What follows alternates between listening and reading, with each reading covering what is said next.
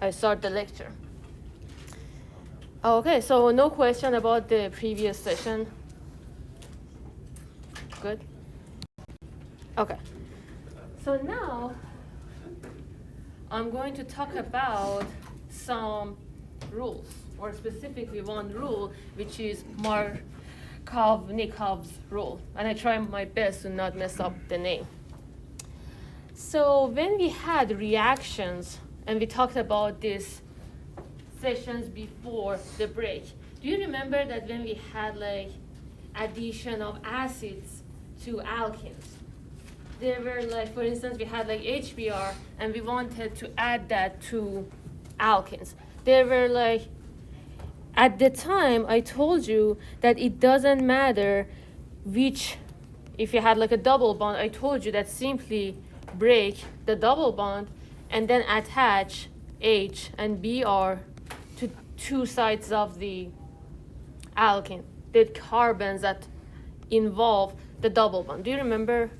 Does it matter which side they're attached to? Exactly. So this is what we want to talk about. So at the time, I told you don't worry about it, just like whichever you want, you can attach that.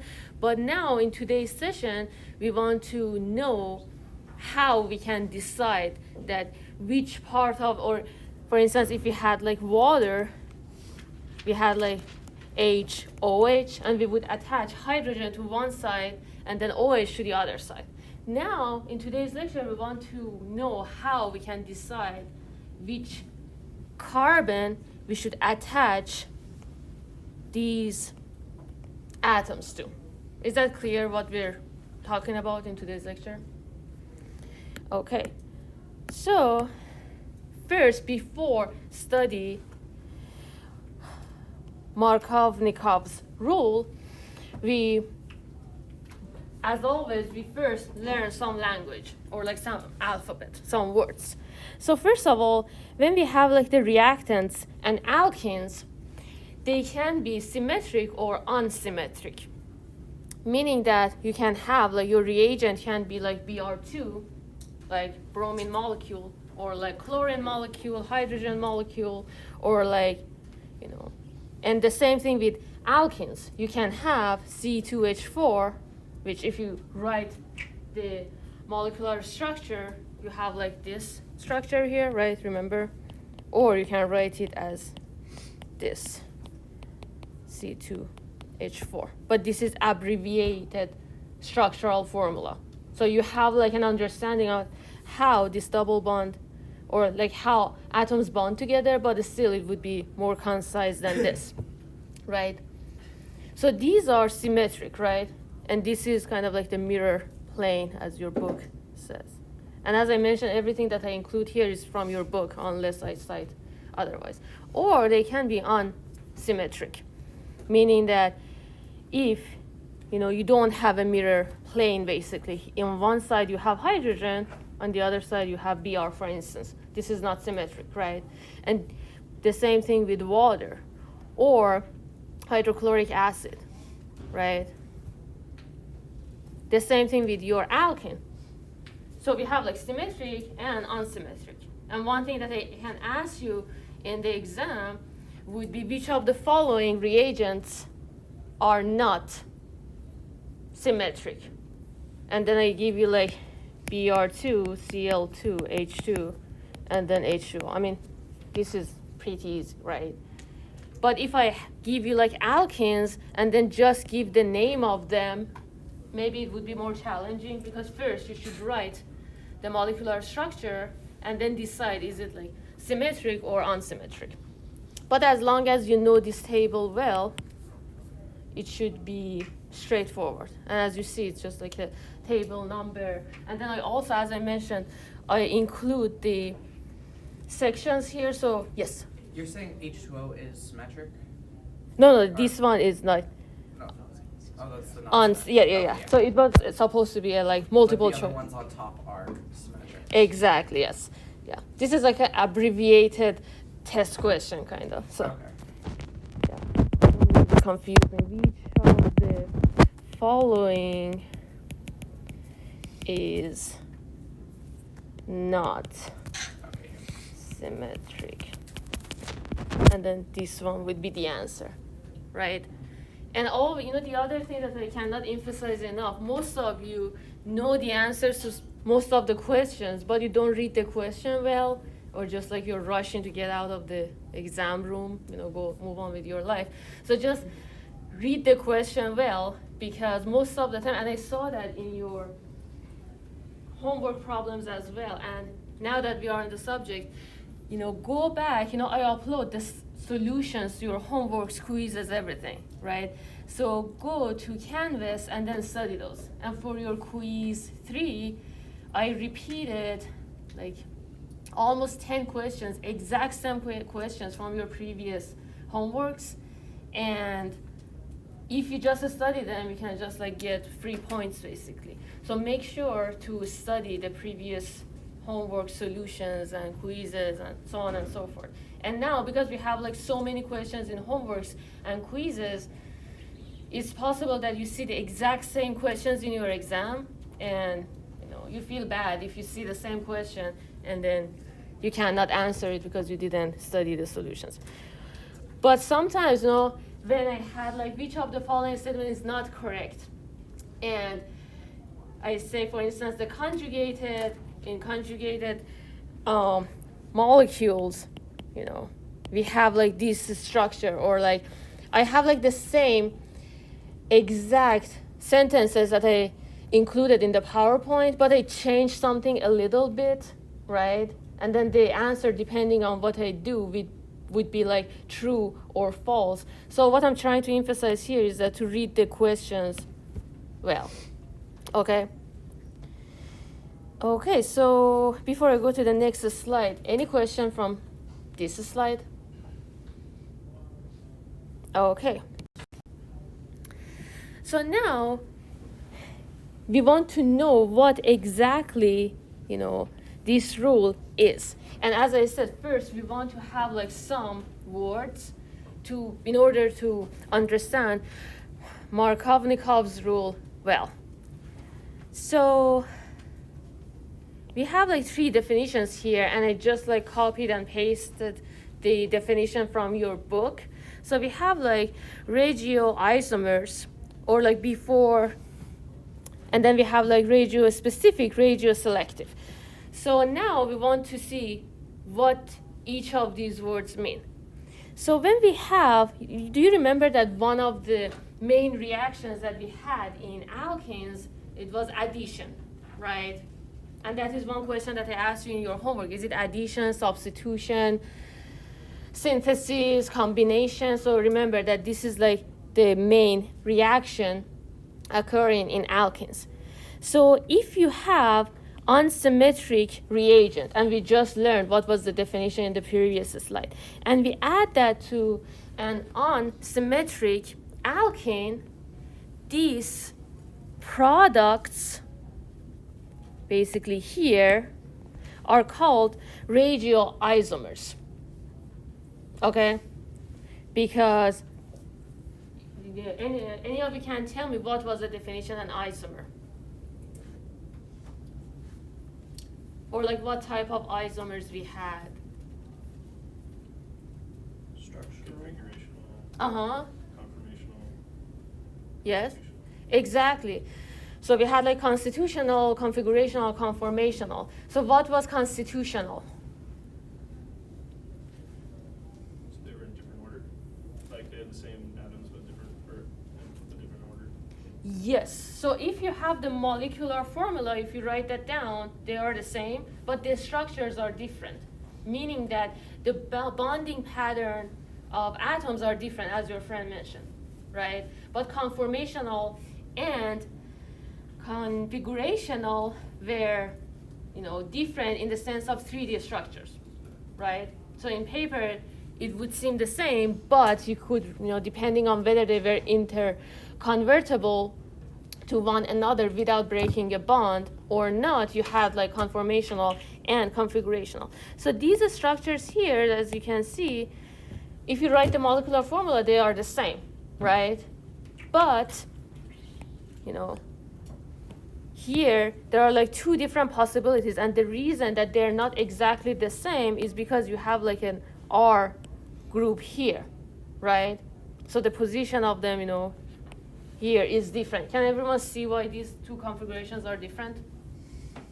Right?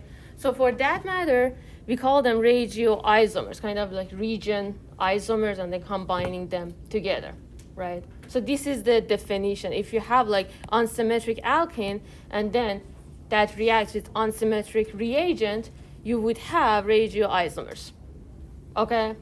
So I may give you the exact same thing in the exam, and then I say, what are A and B molecules? What, are they like, regioisomers? Are they resonance structures? Are they like alkene and alkane? I don't know, different things that one of them is correct and that is regioisomer, okay? Any question so far? And now we have two other definitions, regio specific and regio selective.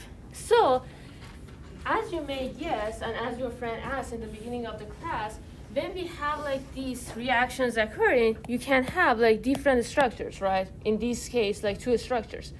But in practice, you may have only one structure, the other won't occur at all. Or you may have both of them, but one of them is the main product, the other is not the main product. So depending on that, we call them regiospecific and regioselective. So regiospecific additions produce only one regioisomer. So if you only have one structure, we call it regiospecific because it's just a specific, right? It's only one. But if you have mainly one product, you call that regioselective because there are both or more, but if you have like two atoms, it would be two different possibilities, right? Because you break the carbon-carbon double bond, right? And then attach one of the atoms to one, the other atom to other carbon, so it would be two possibilities. Okay, but broadly speaking, all the different possibilities. So regiospecific means only one regioisomer, but regioselective means that mainly one. So you have like two, but mostly one, you see one product. Maybe like 90% one, 10% the other. Does that make sense? Any questions so far? Okay. And here your book gave an example. For instance, if you have like propene, and then in the presence of a catalyst, and remember here you should have like H plus or like an acid like hydrosulfuric acid, remember? So if you add water to an alkane just at room temperature without any catalyst, nothing happens. Remember that we said we should have an acid to accelerate this reaction? And this is another thing that I trick students in homeworks or like exam, because if you have acid, the reaction occurs, but if it's only water, remember, we should have a catalyst for this reaction to occur. So if you have water and then you add that to propane, you can have, again, if you break the carbon-carbon double bond, there are like two different possibilities. One is to attach OH to carbon, and then the other hydrogen to other carbon, right? We're talking about these two carbons. And remember, to attach the two parts of the molecule, in this case, hydrogen, H plus and OH minus, basically, to these two carbons, right? You break the carbon-carbon double bond and attach these two parts of the molecule to these carbons. Or the other possibility would be to attach hydrogen to this carbon, right? You see that this is CH2 now, and attach OH to the other carbon. And if we do this experiment, or if scientists, chemists do that in the laboratory, they see that we have two propanol, not, and here your book have like a sign here that this is not occurring. You don't have one propanol. You have like two propanol. So if we only see 2-propanol, what would we call 2-propanol? Is it like, exactly, regiospecific, right? So it would be a regiospecific addition, okay? But if I give you a reaction and I write that we see like both of the products, but we mainly see the other one, and it won't be this example, right? Because this is like regiospecific addition. So what would that one be? Exactly. Any questions before I go to the next slide? Okay. And now we want to talk about some other definitions. And I focus here so you can see all well. So electrophile and nucleophile. And this file, basically, what do you call it? Suffix? Yeah. It means love, right? And I was thinking of examples of words before coming here, but I couldn't think of some word that is not problematic to talk about. But just accept from me that, file means love, and you can just like Google for words that, to remember. And it's kind of like the opposite of phobic, right? If you say hydrophobic or phobia means fear, right? But phile means love. So electrophile means that one species, and when we say species, we mean like molecules, atoms, ions, compounds, depending on what is the context. So it's a general term for matter, basically. So that's what I mean by species. But in general, if you have something or like some species that is electrophile, it means that it loves electrons. It wants to attract electrons, right? So it means that so we know that opposite charges attract each other, right? So if something wants to attract electrons or loves electrons, it means that they don't have electrons much themselves. So they are electron-poor reactants, okay? So they seek electrons. Does that make sense? And the same thing with nucleophile. So nucleophile, it means that they love nucleus. It means that they love positive charge, right? So they are electron rich because they have like negative charge already, and then they want to attract positive charge. And they form bonds by donating electrons to electrophiles. So if something is nucleophile, it means that they have lots of electrons, right? They're electron rich, and they want to attract nucleus. So by saying that they attract positive charge, it means that they want to donate electrons, right? Because as you learned in chemistry, when we talk about like losing or gaining electrons, and this is all happening in like chemical reactions, right? Or atoms, molecules, the species in general, they don't lose or gain protons, right? So we just talk in the sense of electrons. So for that matter, nucleophiles, they form bonds by donating electrons. So if I tell you in the exam that they form bonds because they're like nucleophile, they, attract protons. Or like if I say that they absorb protons in the sense of like, sometimes when we talk about protons, it means like H+. We also call this proton, but we also have like proton in the nucleus of an atom, right? I guess nucleus. This proton. So if I frame the sentence that I mean this proton, that would be wrong. Does that make sense what I'm saying? So we talk about like, gaining or losing electrons. So protons in the atom, they don't participate in reactions, at least the reactions that we are studying in this course. Does that make sense? Okay.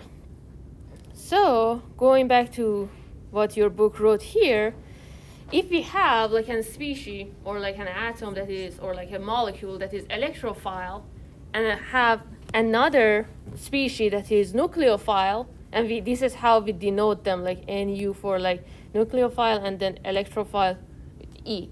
And if something is electrophile, it means that it wants to attract electron. It already itself, it has like positive charge, right? And if something is like nucleophile, wants to attract positive charge, or if it wants to donate or lose electrons, it has like negative charge itself. Okay, so if you have electrophile species plus nucleophile species, we have like them bonding together easily. Is that straightforward, what we're saying? And remember that when we have like these Lewis structures, in a sense, kind of, we denote like the non-bonding electrons like dots. So these electrophile species attracts these two electrons here, right? So this compound would be neutral itself. And some of the times, depending on the reaction that you have, these electrophile species, they might have a charge, but sometimes they might necessarily have the charge. So it's kind of like the oxidation state that we talked about, that one part of the molecule, or like the other thing that we talked about, polar molecules, right? That they can have like, partial positive, partial negative, or instantaneous charges. But in general, you have like this general scheme for the reaction. Okay?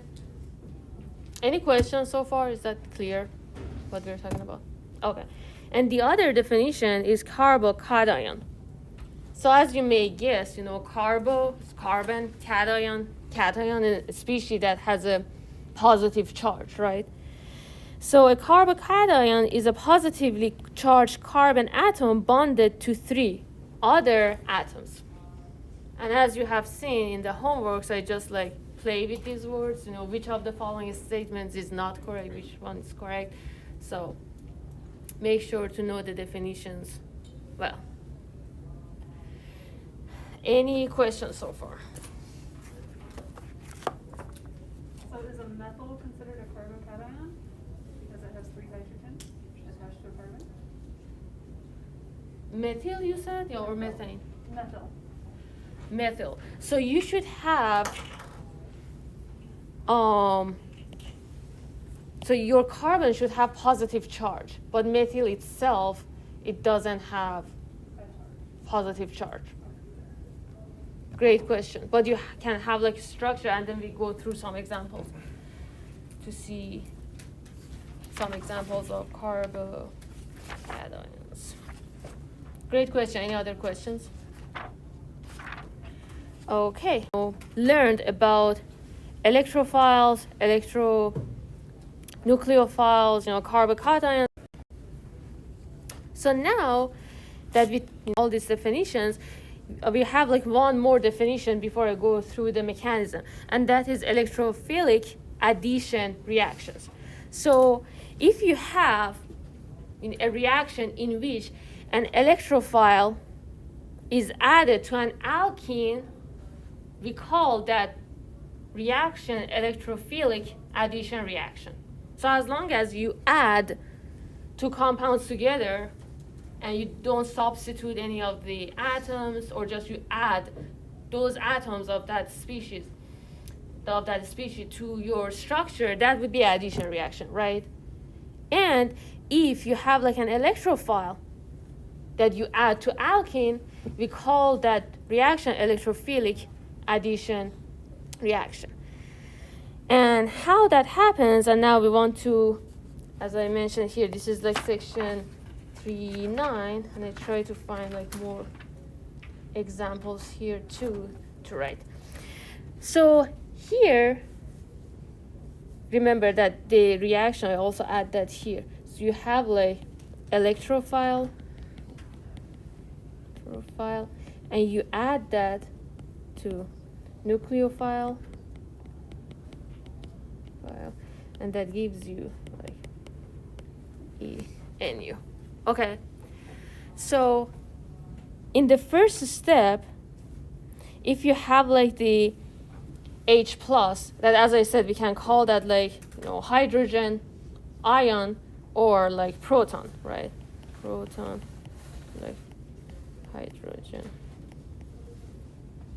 cation or like ion. And then if you have like C2H4, and what did we call this? C2H4? Ethene, right? If we add that to ethene,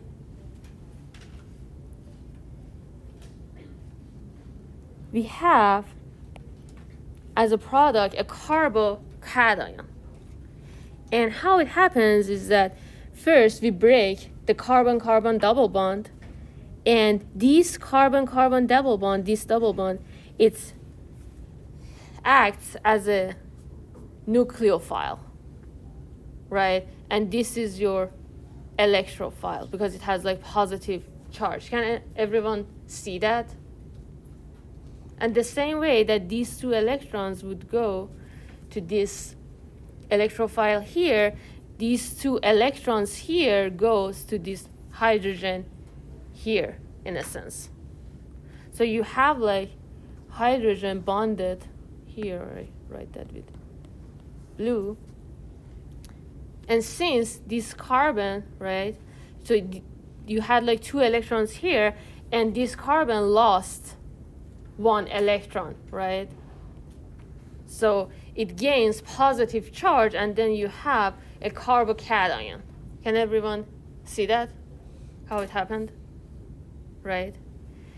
And now you have like your carbocation, which is again an electrophile, right? Because it has like positive charge. And then you have your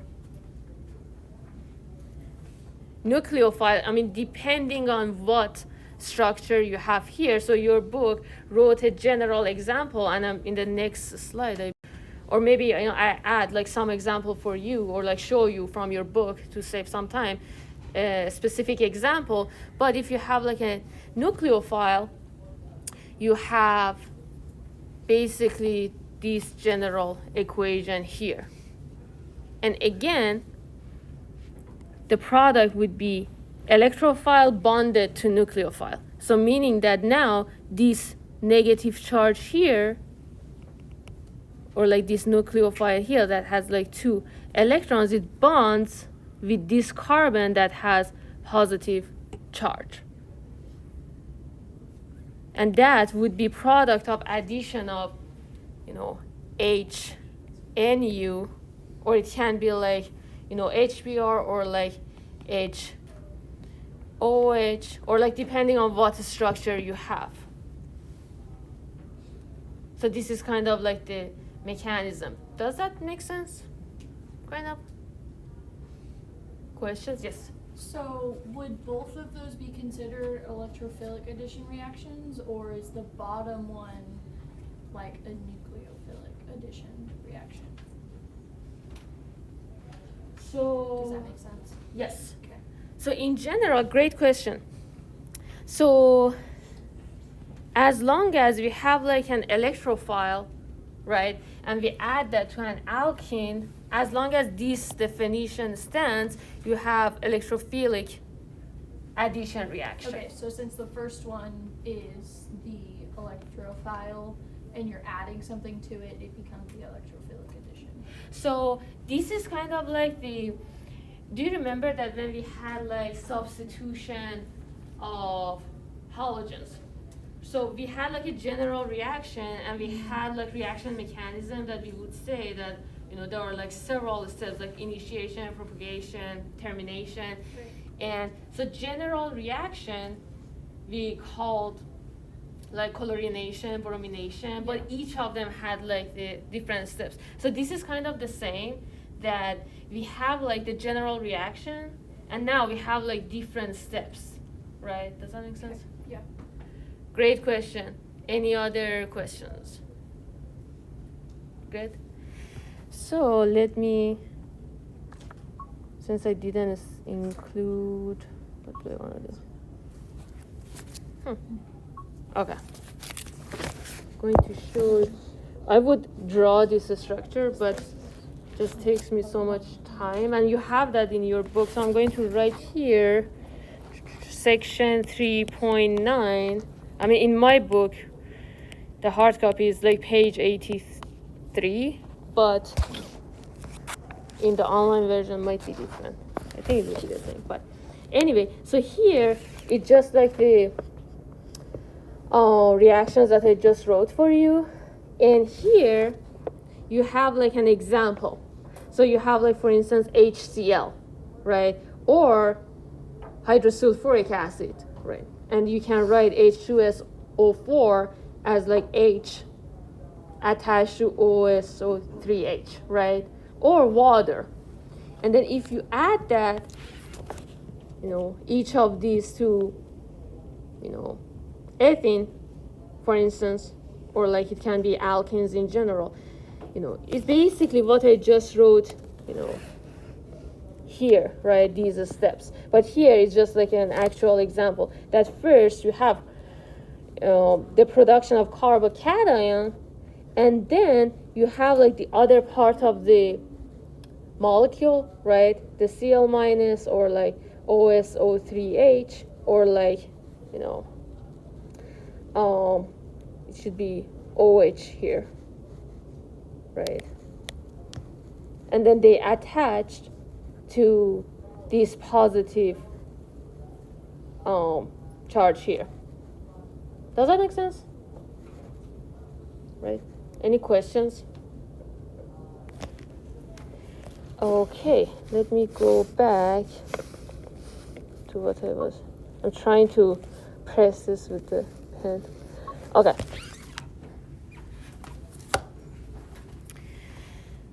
Now, let me also include I think I didn't write this.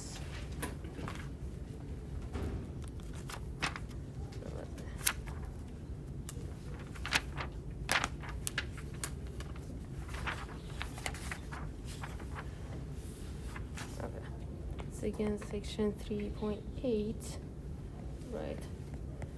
Markov-Nikov rule. Okay, so this is in my book, page 82, last paragraph. So it's before section 3.9. Okay. First, I'm going to write it and then explain this. So when an unsymmetric reagent adds to an unsymmetric alkene, the electropositive part of the reagent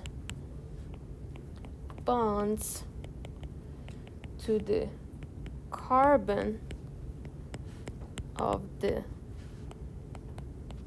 double bond that has the greater number of hydrogen atoms attached to it.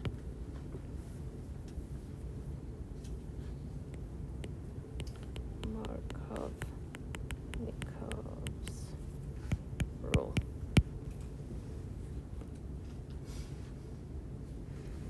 So as I had in the first slide, we can have unsymmetric reagent and then we can have unsymmetric alkene, right? So this is basically the solution of what we wanted to find out at the beginning of the class, at which side of the carbon that has double bond, when we break the double bond, which side of the carbon we should add, which part of the, agent or reagent that we're adding to the alkane, right? So for instance, if you have like HBr, if you have like HOH or like HOSO3H, right? So this rule, Markovnikov's rule, basically tells us how to decide which part we can attach, which part. So here, if you have like the carbon double bond and you break that, we want to see which of these parts we should attach to which part. Does that make sense? So based on this rule, the electropositive part of the reagent, so here, for instance, if you have like HOH, which part is electropositive? It'd be the H. What's that? Is the H electropositive? Yeah. Yeah, H. My bad. Yes. So the electropositive part of the reagent bonds to the carbon of the double bond that has the greater number of hydrogen atoms. And in the next class, I explain to you why exactly that occurs. But in this class, I just asked you to remember the rule. Okay? Any question? Does that make sense? Okay. So if no question, I'm going to go back through chemical reactions, and I asked you in one of your homework problems a question similar to this, and basically your quiz 3, excuse me. And I'm going to explain this so you can answer that question without any difficulty. So previously, in previous class and like sessions before that, we had like energy diagram, and we only had one transition state. And can anyone tell me what was transition state? It's the time in which bonds are being formed and broken. Exactly. So when you have like a chemical reaction, at some point, the bonds between your reactants should break and bond between products should form, right? And you have like some stage here, which is like at the top of, if you consider this, your activation energy, right? At top of the activation energy hill, I guess here, you have like transition state. As your friend mentioned, the time that the bonds are being broken and formed. And for some reactions, if the reaction occurs in one step, you only have one transition state, right? But some reactions, as we just talked about one example, they are like several steps to that reaction, right? So we can have different stages, and we can have multiple transition states. So if I give you this in the exam, and I give you which of the following statements is not correct or correct, and I say, is the following statement true depending on, considering this graph. This reaction occurs in one step. Do you think it would be true or false? False, right? Because you have two transition states, or in general, you see that this is as of one reaction, and this is another reaction. So there are like two sub-reactions. And then if I ask you what is, I give like something like this in your homeworks and quizzes, and then I give like different names here, like this is A, and this is B, this is C, I don't know, this is D, and I asked you which one of the following is the enthalpy of the overall reaction. Which one would that be? C, right? So when you want to find enthalpy of the overall reaction, what you do, you have the energy of the reactants and energy of the products, right? So that difference would be your enthalpy of reaction, which if you write that as this, it would be this much, right? So basically C that we have here. And it doesn't matter how many steps the reaction has. Even if you have something like this. I don't know how many stages or crazy your reaction is. You just consider the final state, final energy, and then the initial energy, and that would be your enthalpy, okay? And depending on how many of these hills you have that many stages. Does that make sense? And the other thing is that, do you remember if I want to compare these two, let me write with some other color. Okay, if I have a reaction like this, right, or a reaction, right, like this, and then I call this one A, the second one B, which, this is reaction A, this is reaction B. Which one is faster? A, right? So this amount of activation barrier tells you how fast the reaction is. If it's really large, it means that the reaction is slower. So that tells you about kinetic of the reaction, right? But if you have like A plus B, and the reaction is reversible, gives C plus D. So how can I know with what quantity if the reaction is reversible or not, or if the reaction occurs or not? Does that make sense what I'm asking? If I ask you, does this reaction go left to right or right to left? What should I give you so you can decide? What's that? The equilibrium formula. Okay, what did you guys say? Gibbs. Uh-huh, yeah. So we had like whether equilibrium constant or Gibbs free energy, right? And can anyone tell me what was the formula for equilibrium constant? CC plus DD over Uh-huh. A plus BP. Not plus, Or no, sorry, times. multiply. So now I know one of the answers in the questions when I give like A, B, C, D, one of them I add and put it there, so tricky. But this is like multiplication. And remember that products are in numerator and then the reactants are in denominator. And one of your friends was saying that I just heard, like you should have the moles, and that is correct. If I don't give you the equilibrium constant, I give you like moles and also volume, so you calculate these values and then see what is equilibrium constant. But also, if I give you like the values of enthalpy of reaction and entropy and temperature, you can calculate delta G. But since we didn't solve an example about that, and also your book didn't mention that, I'm not going to ask you that. But I just expect you to know that if delta G is less than 0, the reaction occurs, or if like delta G is positive, with reaction occurs, I mean like A plus BB, right? C plus DD. If it's like positive, it doesn't occur. But I don't give you like numerical problem to solve. And if I give you a numerical problem to solve in the exam, I give that really easy, so you don't need to use a calculator. But if you have difficulties with like powers, like 2 to the power of 3 multiplied by 2 to the power of 5, what is the answer to this?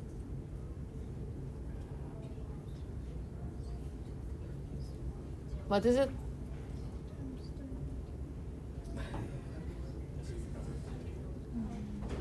So, 2 to the power of 15. not quite. So you write the base and add the powers, right? So what you're saying, it's like, if you have like, if the powers are the same and then base is different, you kind of write one of the powers and then multiply the bases, right? So I give you something really simple that you can, but if you have difficulties with the powers, just let me know so I explain that to you. So we'll be good. Okay, and I wanted to start chapter 4 before finishing chapter 3 and talk about like aromatic compounds, and I'm going in the 2 minutes that I have, I just start this chapter, so you can also read the sections that I specified here, and I ask you to do so because as you see, I'm just progressing really slowly, and we should cover much more materials. I would like to do so. So just like, cooperate with me and also read these at home, so I don't explain just like the, theoretical things in the class much. So if you have like a ring and you have like basically this structure that some of the bonds are double bonds and you have like a hexagonal structure, we call that a benzene ring. Okay? And basically these scientists calculate, and this structure was named after him. He recommended, and he said that benzenes can have like 2 different structures at the same time, meaning that these double bonds can be like whether here or here, and they can, kind of like exist, as I mentioned, kind of like they're like, we put like this equilibrium sign, and what we mean by that is that they exist at the same time, and then we call that calculated structures for benzene. So I progress with the lecture in the next session, but before that, remember you have like a quiz and homework due like Wednesday night, so I encourage you to go through the lectures and then just let me know if you have any questions or concerns. Yeah.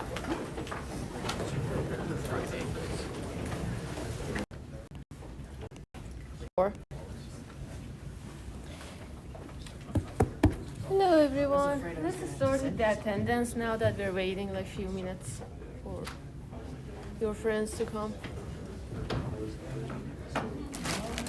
I got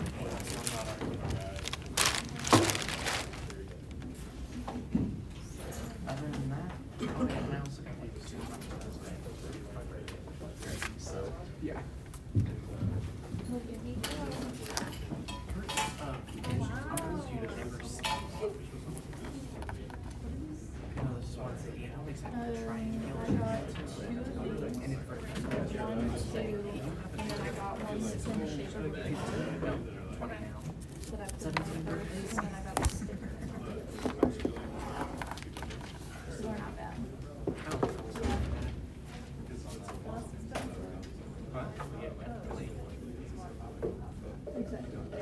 For sure.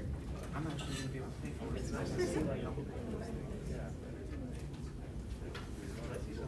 and also we're gonna be able to do groceries again. Ours is so small. No, It just told me that it just said no, thank you. That's what that just said. That's really cool. It's cool when you do that.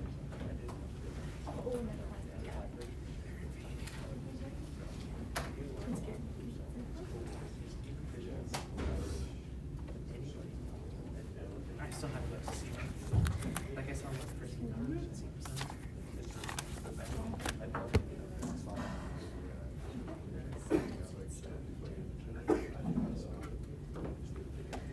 Okay, how is everyone doing? Good? Did you guys have a good break? Good. Okay, before I start the lecture, any of you have any questions about the extra credit quiz or homework 9 or quiz 3? Yes? So we write on a separate sheet of paper. The solutions? Yes, certainly. Yeah. And I had some students that they just wrote it on the sheet itself. You don't have to fit everything in that piece of paper. I mean, as you see, I kind of when I printed that, I wanted to save paper, so that's why I had all the questions like right next to each other, so or like below each other. But yeah, as long as you just give me the solutions. But as I mentioned in the email that I sent you, if you can just send me one PDF file, it's much easier for me to grade. Any other questions? And as I mentioned, the deadline for homework 9 and quiz 3 is this Wednesday. So make sure to plan accordingly. And also for the extra credit quiz, the deadline is today. So, I mean, if you watch the video, I basically solved the problems. So I think it should be quite straightforward. Okay? And the other thing that I wanted to mention after the mask mandates, but each session I'm just rushing to cover the slides that I have, I forgot to say. So if you meet with me in my office, or like you have like makeup exam and we're like in the same room, I ask you to wear the mask, because in that way we're not social distancing anymore. And I have extra masks in my office, but I have almost 200 students. So if I want to give masks to students each time that I see them, I run out of masks. But any questions? And you have your next in-person exam next week on Wednesday.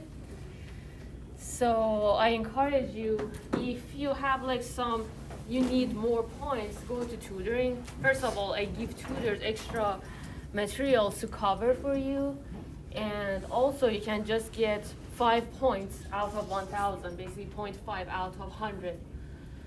Your final points in this course just by going to tutoring. So you can increase your grades a lot.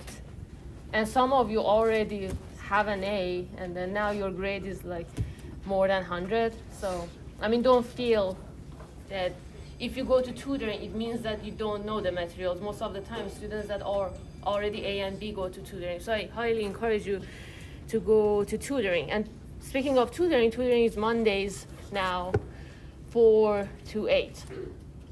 So feel free to just go any part of that session that you can. And that is workshops, but you're welcome to just stop by tutoring at library after 3 p.m. I think. And I have that schedule in course syllabus and schedule. Okay, so I think that is all I wanted to talk about before.